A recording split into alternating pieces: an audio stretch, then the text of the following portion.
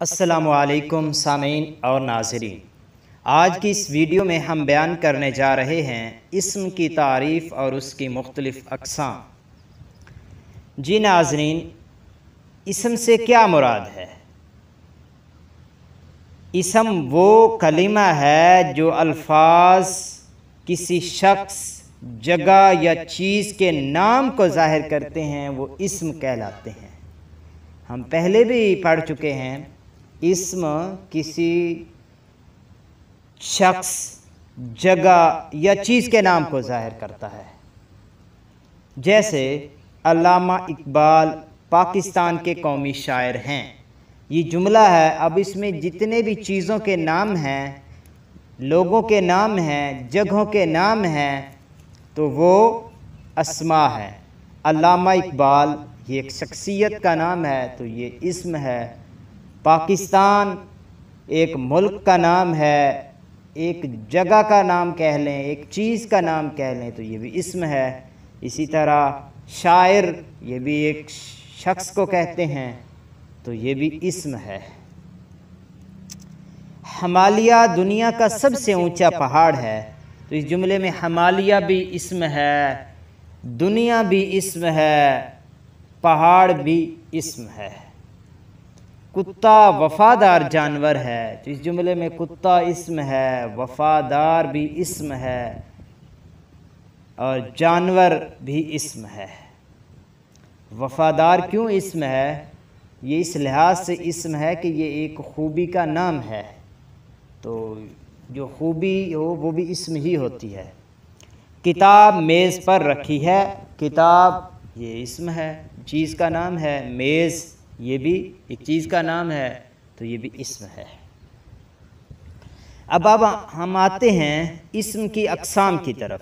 تو معنی کے لحاظ سے اسم کی دو قسمیں ہیں، بہت ہی مشہور و معروف ہیں۔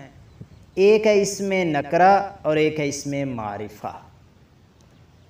اسم نکرہ کیا ہے؟ وہ اسم ہے جو کسی عام شخص، عام چیز یا عام جگہ کے لیے بولا جائے۔ مثلا کرسی ایک عام چیز کے لیے ہے، عورت ایک عام چیز شخص کے لیے کہتے ہیں، دریا، شہر، تو یہ عام شخص، چیز یا جگہ کے نام ہیں۔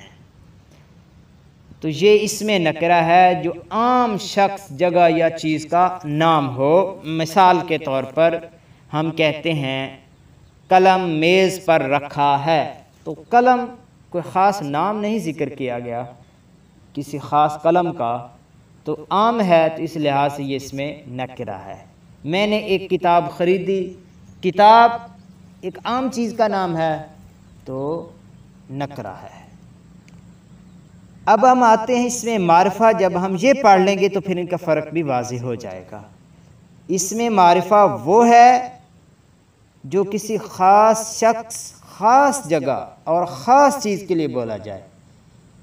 مثلا قرآن مجید، قرآن مجید ایک مقدس کتاب ہے، تو پہلے ہم کتاب پڑھ رہے تھے تو کتاب ایک عام چیز کا نام تھا، قرآن مجید اب ایک خاص کتاب کا نام آ گیا ہے۔ یعنی کتاب جب تک کہیں گے تو عام ہے، جب کسی خاص کتاب کا نام لیں گے تو وہ اسم معرفہ ہے۔ اسی طرح محمد علی جناح ہمارے رہنما ہیں، تو محمد علی جناح ایک خاص شخص کا نام ہے۔ اگر ہم کہہ لیں ایک آدمی، ایک شخص، تو کوئی بھی ہو سکتا ہے، وہ عام ہے۔ جب ہم ایک خاص شخص کا نام لے لیتے ہیں تو وہ اسم معرفہ ہے۔ اسی طریقے سے مینار پاکستان، کوئی بھی جگہ ہو ہم کہہ سکتے ہیں اس کو، وہ اسم نکرہ۔ ہم کہیں زمین، ہم کہیں مسجد، ہم کہیں میدان، ہم کہیں سکول، تو یہ اسم نکرہ ہیں۔ جب کسی خاص جگہ کا نام آ جائے گا تو وہ اسم معرفہ ہوگا۔ اب ہم کسی خاص جگہ، مثال کے طور پر مسجد نبوی کہتے ہیں تو اب یہ اسم معرفہ ہے۔ مسجدیں تو بہت ساری ہیں، وہ سب عام ہیں، جب ایک خاص مسجد کا نام لے لیا تو مسجد وہ اسم معرفہ ہے۔ اسی طرح سکول تو بہت سارے ہیں، وہ سب عام ہیں، جب ایک خاص سکول کا نام لے لیا۔ جیسے ہم کہتے ہیں sir Syed public school, Shaheen public school, government elementary school فلاں فلاں، تو یہ خاص سکولوں کے نام ہیں، تو یہ اس لحاظ سے اس میں معرفہ ہے۔ تو اب ہمیں معلوم ہو گیا کہ اسم کی معنی کے لحاظ سے دو قسمیں ہیں، اسم نکرہ اور اسم معرفہ، ان کا فرق بھی واضح ہو گیا۔ اسم نکرہ عام شخص، جگہ یا چیز کا نام ہے، اور اسم معرفہ خاص شخص، چیز یا جگہ کا نام ہے۔ یہ پڑھ لینے کے بعد اب ہم آتے ہیں اسم کی اقسام بناوٹ کے لحاظ سے، یعنی یہ بنا کیسے ہے یا اس سے کیا کچھ بنتا ہے۔ کوئی بھی کلمہ ہے، اسم ہے، تو وہ اگر کسی سے بنا ہے تو وہ اس لحاظ سے اور قسم ہے، اس سے کوئی اور کلمہ بن رہا ہے تو اور اسم ہے، تو اس لحاظ سے اس کی قسمیں پڑھیں گے۔ تو بناوٹ کے لحاظ سے اس کی تین قسمیں ہیں، اسم مصدر ہے، اسم جامد ہے، اسم مشتق ہے۔ اسم مصدر کیا ہے؟ یہ وہ اسم ہے جو خود تو کسی اسم سے نہ بنا ہو، مگر قاعدوں کے مطابق اس سے بہت سے الفاظ بنائے جا سکیں۔ مصدر کا لغوی معنی بھی یہی ہے، نکلنے کی جگہ، یعنی وہ اسم جس سے اور کلمات نکلتے ہوں۔ تو یہ وہ اسم ہے جو خود تو کسی اسم سے نہ بنا ہو، مگر قاعدوں کے مطابق اس سے بہت سے الفاظ بنائے جا سکیں۔ مثلا ہمارے پاس ایک اسم ہے پڑھنا، یہ اسم ہے یعنی ایک خاص فعل کا نام ہے، فعل نہیں ہے، ایک نام ہے ایک چیز کا، پڑھنا، تو یہ اسم ہے۔ اب اس سے لفظ ہم بنا سکتے ہیں پڑھو، پڑھی، پڑھے، پڑھتے، پڑھتی، پڑھیں وغیرہ، لیکن یہ خود کسی سے نہیں بنا، تو یہ اسم مصدر ہے جو خود تو کسی سے نہیں بنا، لیکن اس سے آگے کلمات بن رہے ہیں، اس سے آگے الفاظ نکل رہے ہیں۔ کھانا سے کھایا، کھاؤ، کھائیں، کھائے وغیرہ۔ لکھنا سے لکھ، لکھو، لکھی وغیرہ۔ اسی طریقے سے اب دوسری قسم ہے اسم جامد، وہ اسم ہے جو نہ تو خود کسی اسم سے بنا ہو، نہ اس سے کوئی دوسرا اسم بنایا جا سکے۔ مثلا یعنی یہ جامد ہے، نہ خود کسی سے بنا ہے، نہ اس سے کوئی بن سکتا ہے۔ جامد، جامد اپنی جگہ ہے، حرکت کرنے والا نہیں ہے۔ تو اس کی مثالیں ہیں میز، کسی یہ اسم سے بن کے نہیں آیا۔ کاپی، یہ کسی بھی کلمہ سے یہ لفظ نکلا نہیں ہے، نہ اس سے آگے کوئی نکل رہا ہے۔ دوات، تو یہ اسم جامد ہے۔